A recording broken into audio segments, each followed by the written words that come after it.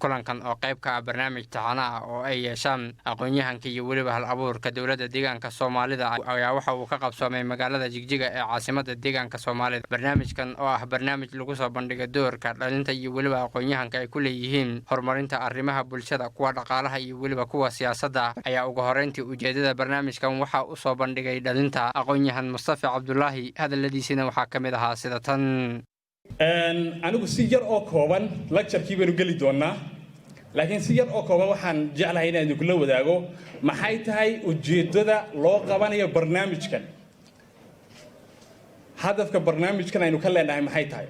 horta barnaamijkani waa barnaamij taxane ah. waxaa la yidhahdaa barnaamijka hal-abuurka, sida halkaa ku qoran, barnaamijka hal-abuurka iyo haldoorka deegaanka. barnaamijkaasi wuxuu ka kooban yahay 4 qaybood oo kala ah habeenka suugaanta, oo qof suugaanyahana lagu soo casuumo, suugaantiisa soo bandhiga, dadkuna su'aalo ka weydiiyaan, iyo sidoo kale habeenka dooda arrimaha bulshada, habeenka aqoon-yahanka oo caawa oo kala ah oo public lecture, qof aqoon-yahan oo la tuhmayo oo inuu wax ka guntanno sida Muxyidiin oo kale caawa insha Allah tacaala lagu soo casuumo, iyo barnaamijka wacdiga diiniga. 4 program ka kooban yahay. ujeedada ugu muhiimsan aan ka leenahay waxa weeyaan inaan dhalinyarada u sameeyno ama dhalinyaradu waxaanu doonaynaa haddii Ilaahay ka dhigo inaan dhalinyarada ku sameeyno maalgelin maskaxeed. waxaanu doonaynaa inaanu dadka dhisno, maxaa yeelay in daar la dhiso, waxaan aaminsanahay in daar la dhiso inay ka muhiimsan tahay in dad la dhiso. sidoo kale aqoon-yahanadii kulankani lagu casuumay ee khudbadda taariikhiga ka soo jeediyay ayaa waxaa ka mid ahaa la taliyaha madaxweyne ku-xigeenka dowladda deegaanka Soomaalida, aqoon-yahan Muxyidiin Cabdi Faarax, waxaana ka mid ahaa hadaladiisii sida tan: farxad bay tahay runtii inaan ka qayb qaato barnaamijkan maanta oo laygu macsuumo. ta koobaad waxaan leeyahay sidaad ii sharafteen, ilaahay ha idiin sharfo maalinta yawm alqiyaame. mawduuca maanta la ii dhiibay la yidhi guusha dhalinyartu success inay noqoto, maxaa markaa mawduuca aynu dooranay runtii waa mawduuc adag oo waa attitudinal change. qalbiga ibni aadanka ayaynu ka hadli doonaa. marka qalbiga marka la leeyahay qalbiga ibni aadanku, guushuna waxay ka timaadaa qalbiga ibni aadanka, guuldaraduna waxay ka timaadaa qalbiga ibni aadanka. if iyo aakhiraba waxa lagu liibaanaa waa qalbigaaga waxa ku jira. waxa la yidhahdaa haan waxaad ku shubato unbaad ka soo shubataa. qalbigu suugaanyahanyaal badan baa maray. qaar baa yidhi Soomaalidu maxay guul la gaadhi lahayd, wuxuu yidhi wax kale ay ku sidataa halkay waana gelinay.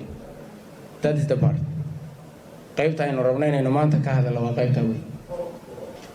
ta kale wuxuu yidhi cirka nimanka sahanka u diray ee caadka ka hayaamay, cadceed iyo dayaxa dowladahan caawa kala sheegtay, caynkeenna soo wada mare iyo caado liiti ah ee carfi wuxuu ka muuqdaa shacbiga caafimaad qaba. caafimaad qabku marka in terms of what waa qalbiga weyn.